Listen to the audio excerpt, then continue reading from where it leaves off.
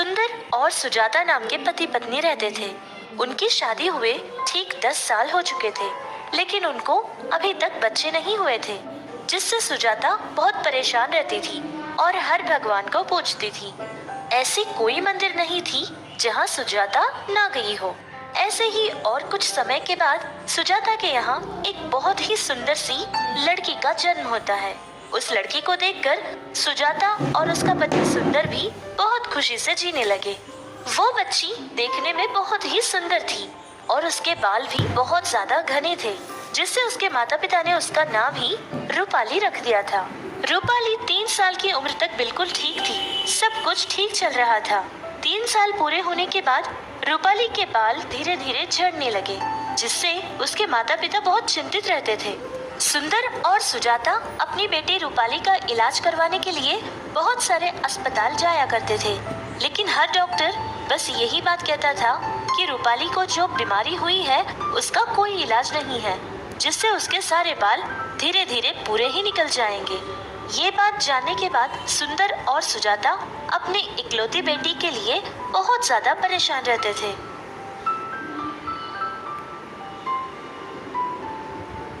देखिए जी, हमारी शादी के 10 साल के बाद रूपाली पैदा हुई थी और हम लोग बहुत खुश भी थे, लेकिन आज ये बात पता चलने के बाद मुझे बहुत चिंता हो रही है। अब तो हमारी रूपाली छोटी बच्ची है, लेकिन कल को वो बड़ी हो जाएगी।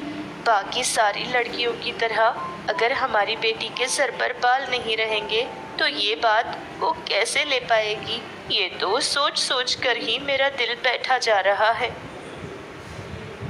वो दोनों पति पत्नी आपस में ऐसे ही बातें करते हुए बहुत ज्यादा दुखी हो रहे थे। जैसे जैसे रूपाली बढ़ती गई उसके बाल गिरते गए। ऐसे ही वो जवान हो गई थी और उसका सर पूरी तरह से गंजा हो गया था, जिससे उसको बाहर जाने में बहुत शर्म महसूस होती थी। रूपाली के कोई दोस्त या सहेलियां भी नहीं थी जिससे वो कोई बात कर पाए।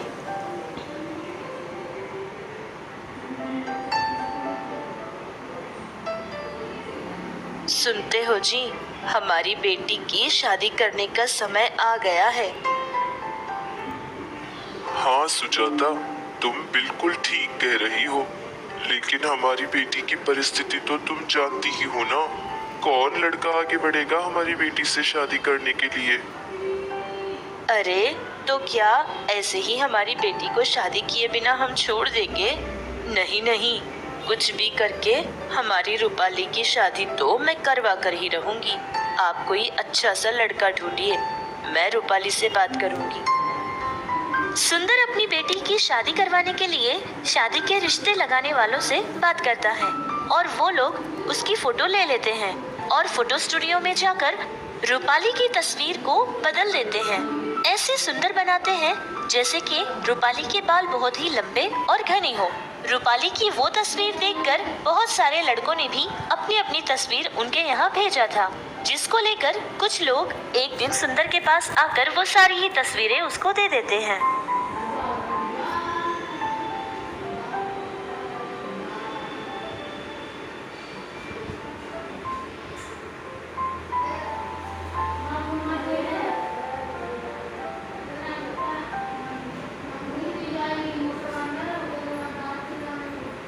बेटी रूपाली, क्या हुआ? उस तस्वीर को देखकर इतना मुस्कुरा क्यों रही हो?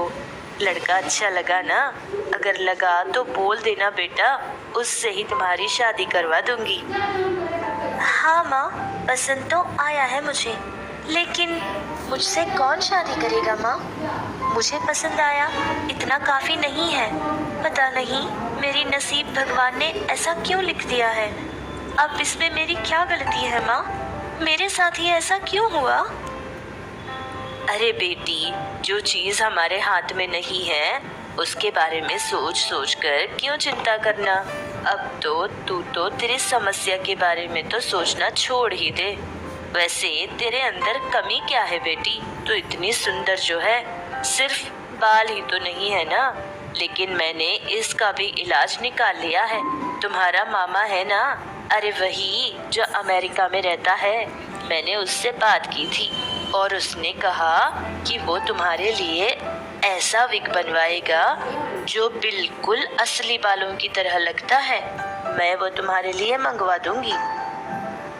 क्या विग? ये क्या कह रही हो माँ? अगर वो विग निकल गया तो? नहीं माँ, ऐसा गलत काम मैं कभी नहीं करूंगी।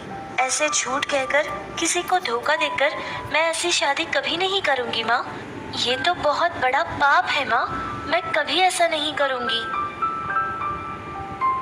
अरे बेटी, तू कौन से जमाने में जी रही है? कोई धोखा वोखा नहीं दे रही है तू। वैसे आजकल पता है दुनिया में कैसे कैसे लोग हैं। शादी से पहले ही प्यार इश्क कहकर ना पता नहीं कैसे कैसे काम करते हैं और घर वालों को भी पता चलने नहीं देते। और अगर माता पिता को पता भी चल गया तो वो लोग यही कहते हैं कि उनकी बेटी बहुत ही अच्छी है और बहुत ही गुणवंती है। पता नहीं कैसे कैसे झूठ बोलते हैं और उनकी शादियां करवा देते हैं। जो उससे शादी करता है उसको और उसके सारे परिवार वालों को भी धोखे देते हैं। अगर ऐसा देखा जाए ना तो हमारा एक छोटा सा झूठ कुछ भी नहीं है बेटी। अब तू कुछ मत सोच और अपनी शादी के बारे में ही सोचना। तू किसी को कोई धोखा नहीं दे रही है। वैसे भी तेरी जैसी लड़की बहुत ही नसीबों वालों को मिलती है। और रही विग की बात, उसने कहा था कि वो एक बार लगा लेंगे तो कभी नहीं निकलेगी, जिंदगी भर ऐसे ही रहेगी।